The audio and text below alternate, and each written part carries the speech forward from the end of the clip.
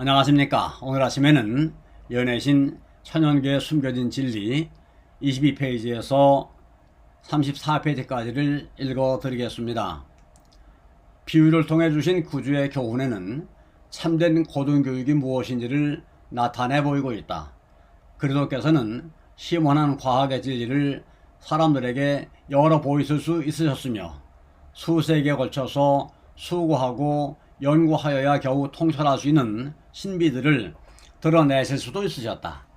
그는 또 이 세상이 끝날 때까지 있게 될 모든 발명을 착상하고 자극할 풍부한 과학 분야의 암시를 제공할 수도 있으셨다.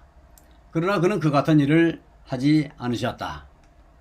그는 또 세속적으로 위대하게 될 수 있는 문을 열어주므로 사람들의 야심을 만족시키거나 그들의 호기심을 자극하는 말씀은 아무것도 하지 않으셨다. 그의 모든 교훈은 사람들의 마음을 무한하신 하나님의 마음과 접촉시키는 데 있었다. 그는 하나님과 그의 말씀과 그의 사업에 대한 인간의 학설을 연구하라고 지시하지 않으셨다. 그는 하나님의 지으신 만물과 그분의 말씀과 섭리에 나타나 있는 하나님을 바라보라고 가르치셨다. 그리스도께서는 추상적인 이론을 말씀하지 아니하시고 품성 개발의 요긴한 문제와 하나님을 아는 능력을 증대시키고 선을 행할 능력을 증가시키는 문제를 말씀하셨다. 그는 사람들에게 일상생활에 관계되는 진리를 말씀하신 동시에 영생을 붙잡게 하는 진리를 말씀하셨다. 그리스도께서는 이스라엘 백성의 교육을 지도하셨다. 여호와의 계명과 율례에 관하여 그는 다음과 같이 말씀하셨다. 내 자녀에게 부지런히 가르치며 집에 앉았을 때에든지 길에 행할 때에든지 누웠을 때에든지 일어날 때에든지 이 말씀을 강론할 것이며 너는 또 그것을 내 손목에 메어 기호를 삼으며 내 미간에 붙여 표를 삼고 또 내 집 문설주와 바깥문에 기록할지니라. 예수께서는 당신이 친히 주신 교훈을 통해서 사람들이 어떻게 이 명령을 성취할 수 있으며 어떻게 하나님 나라의 율법과 원칙의 높고 아름다움을 잘 나타낼 수 있을지를 보여주셨다. 옛날에 하나님께서 이스라엘 백성들을 당신의 특별한 대표자가 되도록 훈련시키실 때에 그들의 거처를 산과 골짜기에 두도록 하셨다. 그렇게 하심으로 그들이 가정생활과 종교적인 의식을 통하여 계속적으로 천연계와 하나님의 말씀에 접하도록 하셨다. 예수께서도 그처럼 그의 제자들을 천연계의 사물들이 잘 보이는 호숫가나 산기슭이나 수풀에서 가르치셨다. 그리하여 그의 제자들은 그리스도께 배우는 동시에 그분의 사업에 그분과 협력하여 일함으로 그들이 받은 지식을 응용하였다. 이와 같이 우리들도 피조물을 통하여 창조주와 친숙해져야 한다. 실로 천연계는 위대한 교과서이므로 우리는 이 책을 성경과 연관시켜서 다른 사람들에게 하나님의 품성을 가르쳐주고 잃어버린 양들을 하나님의 우리로 인도하는 일에 사용하여야 한다. 하나님이 지으신 만물을 연구할 때에 성령께서는 그 오묘한 이치를 깨닫게 하신다. 이러한 깨달음은 논리적인 추리에 의하여 얻어지는 깨달음과는 전혀 다른 것이다. 우리의 마음이 하나님을 알 수 없을 정도로 어두워졌거나 우리의 눈이 그를 볼 수 없을 정도로 흐려졌거나 우리의 귀가 그의 음성을 들을 수 없을 정도로 어두워지지 않았다면 우리는 그의 교훈의 깊은 뜻을 더 잘 파악하게 되고 성경 말씀에 숭고하고 신령한 진리가 마음에 깊이 새겨질 것이다. 천연계로부터 직접적으로 얻는 이러한 공과에는 그것을 더욱 가치있게 만드는 단순성과 순결성이 있다. 모든 사람은 이 원천에서 나오는 교훈을 받아야 한다. 천연계의 미 그 자체가 우리의 심령을 죄와 세속적 매력에서 떠나게 하여 순결함과 화평함을 추구하게 하고 하나님께로 돌아가도록 인도한다. 연구자들의 마음은 너무나 자주 사람들의 이론과 가설과 소위 말하는 거짓되어 일컫는 과학과 철학으로 가득 차 있다. 그들은 천연계와 밀접히 접촉할 필요가 있다. 그들로 하여금 천연계와 그리스도교계에는 오직 한 분 하나님만이 계심을 알게 하라. 그들로 천연계와 영적 사물들 사이에 있는 조화를 보도록 가르쳐줄 필요가 있다. 그들이 눈으로 보고 손으로 만지는 모든 것들이 품성 형성에 필요한 공과가 되도록 하라. 그렇게 함으로 정신력이 강해지고 품성은 개발되어 온 생애는 고상하게 될 것이다. 그리스도께서 비유로 가르치신 목적은 안식일 제정의 목적과 동일한 것이다. 하나님께서는 안식일을 그의 창조력의 기념으로서 사람에게 주셨는데 이는 그것을 통하여 그들이 그의 손으로 만드신 만물 속에서 하나님을 찾게 하기 위함이었다. 사실상 안식일은 우리에게 만물 가운데서 창조주의 영광을 발견하라고 명한다. 그리고 예수께서 우리가 그렇게 하기를 원하셨기 때문에 그의 귀중한 교훈을 천연계의 아름다움과 결합시키셨던 것이다. 우리는 이 성일에 다른 어느 날보다도 하나님께서 천연계 속에 기록하신 기별을 연구해야 한다. 우리는 구주의 비유를 그가 말씀하신 현장 곧 푸른 하늘 아래 펼쳐진 들과 숲과 풀과 꽃들 사이에서 연구하여야 한다.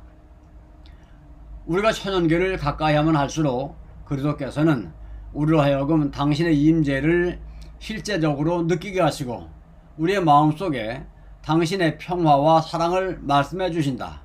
그리고 그리스도께서는 당신의 교훈을 안식일에 국한하지 않으시고 일하는 평일과도 연결시키셨다. 그리스도께서는 밭을 갈고 씨를 뿌리는 자들이 배워야 할 교훈을 마련하셨다. 즉 밭을 갈고 씨를 뿌리는 일과 곡식을 가꾸고 거두는 일을 통해서 그는 우리의 마음밭에서 일어나는 당신의 은혜로운 사업이 예정되고 있음을 깨닫도록 우리를 가르쳐 주신다. 이와 같이 주님께서는 우리의 모든 유용한 일상 업무와 생애의 모든 교제를 통하여 우리가 거룩한 진리의 공과를 배우게 되기를 바라신다. 그렇게 할 것 같으면 매일의 수고에 우리의 정신을 빼앗겨 그것들이 우리로 하여금 하나님을 잃어버리게 하지 않을 것이다. 오히려 그러한 일들이 항상 우리의 창조주와 구주를 생각하게 해줄 것이다. 하나님께 대한 생각이 우리의 모든 가정생활에 자질구레한 일과 업무를 통해 금실처럼 이어질 것이다. 그래야 하나님의 얼굴에서 비치는 영광이 우리를 위하여 다시금 만물에 깃들 것이며 우리는 항상 하늘의 진리에 대한 공과를 배우게 될 것이고 그분의 순결한 형상으로 닮아갈 것이다. 그리하여 여호와의 교훈을 받을 것이요 우리가 그곳에 있도록 부름을 받은 숙명적 환경에서 하나님과 함께 거하는 특권을 얻게 될 것이다. 제2장 씨 뿌리는 자. 씨 뿌리는 자와 씨.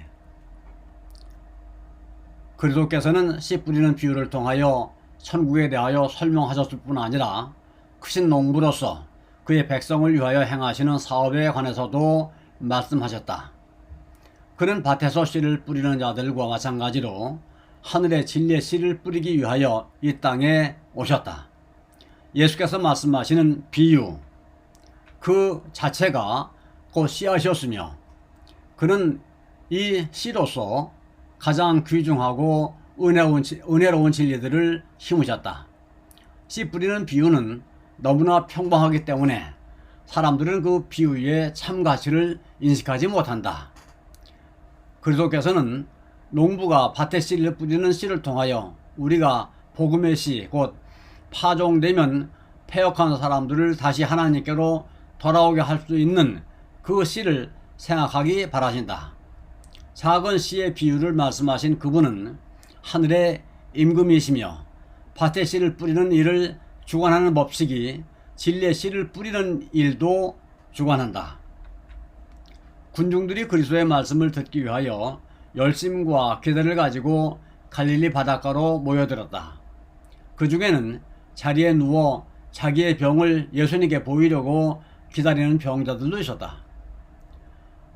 죄에 빠진 인류의 고통을 치료하는 일이 그리스도께서 하나님께로부터 받은 권리였으므로 그는 병을 꾸짖으시고 그의 주위에 생명과 건강과 화평을 뿌리셨다. 군중이 점점 많이 몰려와 그 자리가 입추의 여지도 없이 되었다. 그러자 그리스도께서는 자기들의 어선을 타고 말씀을 듣는 사람들에게 말씀을 계속하시면서 자기를 태워 바다를 건네주기 위해 대기하고 있던 고깃배에 올라타셨다. 그리고는 제자들을 시켜 배를 무태서 조금 떨어지게 하신 후에 해변에 있는 군중들을 향하여 말씀하셨다. 그 해변 일대에는 아름다운 게네사렛 들판이 펼쳐져 있었다. 저 멀리에는 산들이 솟아 있었고 산비탈과 들에는 농부들이 바쁘게 일하고 있었다. 어떤 이들은 씨를 뿌리고 있었으며 다른 이들은 이른 철에 나는 곡식을 거둬들이고 있었다. 예수께서는 이러한 광경을 바라보시면서 다음과 같이 말씀하셨다. 씨 뿌리는 자가 뿌리러 나가서 뿌릴 때 더러는 길가에 떨어짐에 새들이 와서 먹어버렸고 더러는 흙이 얕은 돌밭에 떨어짐에 흙이 깊지 아니하므로 곧 싹이 나오나 해가 돋은 후에 타져서 뿌리가 없으므로 말랐고 더러는 가시떨기 위에 떨어짐에 가시가 자라서 기운을 막았고 더러는 좋은 땅에 떨어짐에 혹 100배, 혹 60배, 혹 30배의 결실을 하였느니라. 그 당시 사람들은 그리스도의 사명을 이해하지 못했다. 그의 초림하신 방법 역시 그들이 기대하는 것과는 달랐다. 예수님은 유대인의 모든 제사 제도의 기초였으며 엄숙한 성전의 봉사는 하나님이 친히 명하신 것이었다. 이 모든 의식과 예전은 때가 되면 그 모든 예식이 가리키고 있는 분이 나타나실 것을 백성들에게 가르치기 위하여 제정된 것이었다. 그러나 유대인들은 형식과 의식만을 중요시하고 그 의식이 가리키는 근본 목적을 잊어버렸다. 그리하여 그들은 사람의 전설과 격언과 교조로서 하나님께서 가르치고자 하신 교훈을 가리워버렸다. 감사합니다. 오늘 아침에는 여기까지를 읽어드렸습니다.